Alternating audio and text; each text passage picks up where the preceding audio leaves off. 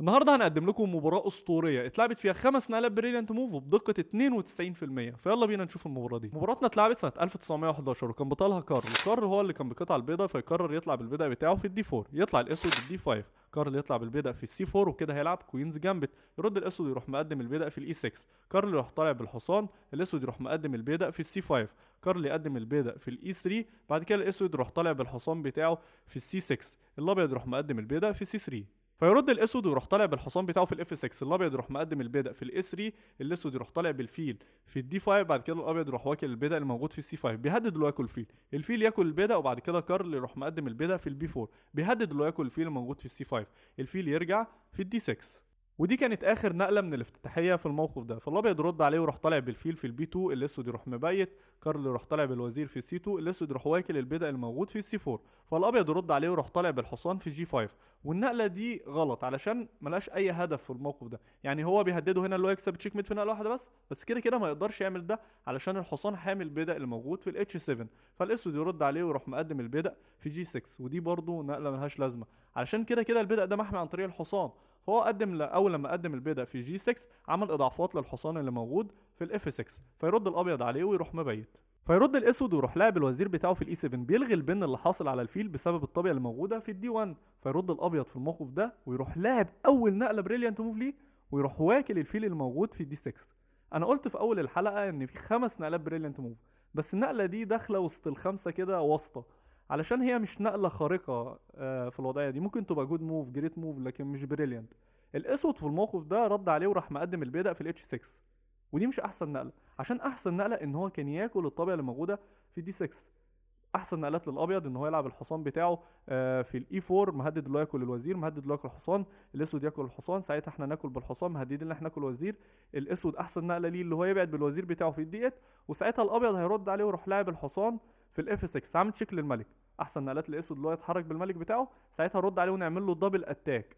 الاسود يرجع تاني وساعتها الجيم هيخلص دروع، الحصان هيرجع هنا ساعتها ده يتحرك والجيم هيخلص تعادل بالتكرار. فممكن علشان كده النقله دي بريليانت تمام. طبعا الاسود هنا قدامه حاجه تانية طبعا في الدبل اتاك، ان هو يتحرك بالملك بتاعه هنا وساعتها يخسر بتشيك ميت بعد 4 نقلات. او النقله اللي احنا نلعب الفيل بتاعنا في جي 7 عاملين تشيك للملك. هو هنا قدامه مكانين ياكل او ما ياكلش، ولو اكل هنلعب الفيل هنا عاملين تشيك، هيضطر اللي هو يتحرك، ساعتها نطلع له بالوزير يتحرك هنا ويخسر بتشيك ميت بالبيدق في الاتش 4.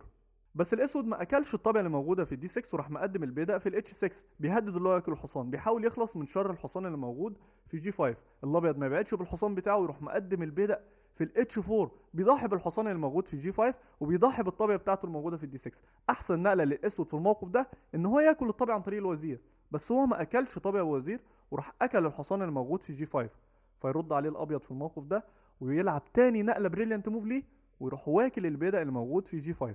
ليه نقلة البيدق في جي 5 نقلة بريليانت موف؟ علشان الابيض لتاني مرة على التوالي بيضحي بالطابية اللي موجودة في الدي 6، ولو الاسود اكل الطابية دي ساعتها هيخسر بتشيك ميت او هيخسر الوزير، عشان الابيض هيرد عليه ويروح لاعب الحصان في الاي 4، بيهدد لو ياكل الوزير وبيهدد لو ياكل الحصان. لو انت حاولت ان انت تحمي الوزير بتاعك في اي مكان تخسر بتشيك ميت، عشان هرد عليك واروح لاعب الحصان في الاف 6 عامل تشيك للملك. الملك ما قداموش غير مكان واحد بس يتحرك فيه وهو هنا، ساعتها ارد عليه بالطابية في الاتش 7 ونكسب بتشيك ميت.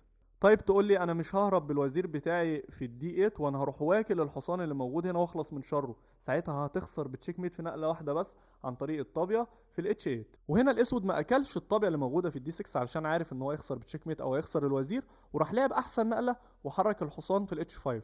يرد عليه الابيض ويروح لاعب تالت نقله بريليانت موف ليه، ويروح مضحي بالطابيه بتاعته وياكل الحصان الموجود في الاتش 5. وليه نقله الطابيه في الاتش 5 نقله بريليانت موف؟ علشان انا هنا بضحي بالطابيه اللي موجوده في الاتش 5، والتالت مره على التوالي بضحي بالطابيه اللي موجوده في الدي 6. فانت هنا قدامك حاجتين، اول حاجه اللي انت تاكل الطابيه اللي موجوده في الدي 6، ساعتها رد عليك والعب الحصان في الاي 4، بهدد اللي انا اكل الوزير ومهددك اللي انا اكسب بتشيك ميت في نقله واحده بس عن طريق الطابيه في الاتش 8. اي محاوله منك اللي انت تهرب بالوزير هكسب بتشيك ميت، واي محاوله منك برضو اللي انت تاكل الطابيه اللي موجوده في الاتش 5 هكسبك برضو بتشيك ميت، عشان هرد عليك واروح لاعب الحصان في الاف 6 عامل تشيك للملك. الملك ما قداموش غير مكان واحد بس وهو جي 7، وساعتها اكسب بتشيك ميت بالوزير في الاتش 7. بس الاسود في الموقف ده ما اكلش الطابيه اللي موجوده في دي 6 وراح اكل الطابيه اللي في الاتش 5. رد عليه الابيض ولعب رابع نقله بريليانت موف وراح نقل الحصان بتاعه في الدي 5. ليه النقله دي بريليانت موف؟ لثلاث اسباب. اول حاجه اللي انا بضحي بالحصان بتاعي اللي موجود في الدي 5، تاني حاجه اللي انا بضحي بالطابيه اللي موجوده في الدي 6، تالت حاجه اللي انا بهدد اللي انا اكل الوزير اللي موجود في الاي 7. وانت هنا قدامك ثلاث حاجات تقدر تعمله. تقدر تاكل الطابيه اللي موجوده في الدي 6، ساعتها هتخسر بتشيك ميت بعد نقلتين. اول نقله اللي انا العب الحصان في الاف 6 عامل تشيك للملك، ما قدامكش غير مكان واحد بس تتحرك هنا، تخسر بتشيك ميت بالوزير في الاتش 7. طيب تقول لي انا مش هاكل الطابيه، انا هاكل الحصان اللي موجود في الدي 5، والاسود عمل ده فعلا. ساعتها الاسود هيخسر بتشيك ميت بعد ثلاث نقلات، مفيش اي مهرب منهم. والابيض اكتشف اول نقله وهي خامس نقله بريليانت موف، وهي تضحيه الوزير في الاتش 7.